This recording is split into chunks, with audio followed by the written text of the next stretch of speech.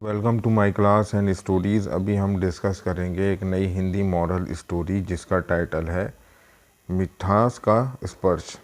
मिठास का स्पर्श। चलिए स्टार्ट करते हैं। हम सभी लालची राजा मिठास की कहानी जानते हैं। उसके पास सोने की कमी नहीं थी, लेकिन सोना जितना बढ़ता वह उतना अधिक सोना चाहता अपने पास। उसने सोने के ख़जाने में जमा कर लिया था और हर रोज़ उसे गिना करता था। एक दिन जब वह सोने गिन रहा था तो एक अजनबी कहीं से आया और बोला, तुम मुझसे ऐसा कोई वरदान मांग सकते हो जो तुम्हें दुनिया का सबसे ज़्यादा खुशी दे। राजा खुश हुआ और उसने कहा, मैं चाहता हूँ कि जिस चीज़ को छूऊं वह सोने की बन जाए। अजनबी ने राजा से पूछा, क्या तुम सचमुच यही चाहते हो? राजा ने कहा, हाँ। तो अजनबी बोला, कल सूरज की पहली किरण के साथ ही तुम्हें किसी चीज़ को छूकर सोना बना देने की ताकत मिल जाएगी। राजा ने सोचा कि वह सपना देख रहा होगा, यह सच नहीं हो सकता। लेकिन अगले दिन जब राजा नींद से उठा तो उसने अपना पलंग छुआ तो वह सोने का बन गया। वह वरदान सच था। राजा ने जिस चीज़ को भी छुआ वह सोने की बन गई। राजा ने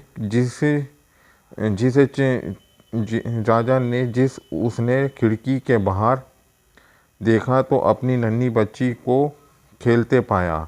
उसने अपनी बिटिया को यह अजूबा दिखाना चाहा और सोचा कि वह खुश होगी, लेकिन बगीचे में जाने से पहले उसने किताब पढ़ने की सोची। उसने जैसे ही उसे छुआ तो वह सोने की बन गई। यह किताब को पढ़ ना सका और फिर वह नाश्ता करने बैठा तो जैसे ही उसने फलों को और पानी के गिलास को छुआ तो वो भी सोने का बन गए। उसकी भूख बढ़ने लगी और वह खुद को बोला कि मैं सोने को खा और पी नहीं सकता। ठीक उसी समय उसकी बेटी दौड़ती हुई आई और उसे बाहों में भर लिया। वह सोने की मूर्ति बन गई। जब राजा के चेहरे से खुशी गायब हो गई थी, राजा सिर पकड़कर रोने लगा।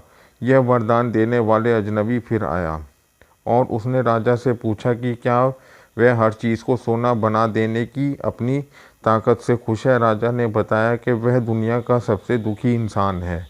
राजा ने उसे सारी बात बताई।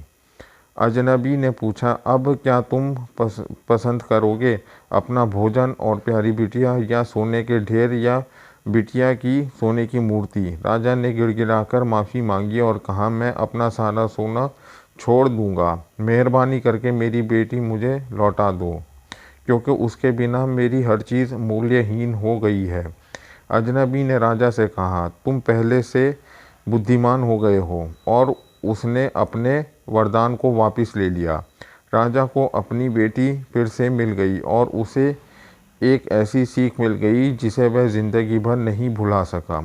इस कहानी से क्या शिक्षा मिलती है? घटिया या विकृत जीवन मूल्यों से मिलता है और कई बार इच्छा को पूरा होने से बड़ा दुख बन जाता है। होप डाउन कि आपको ये स्टोरी समझ में आई होगी। Thank you very much for watching the story.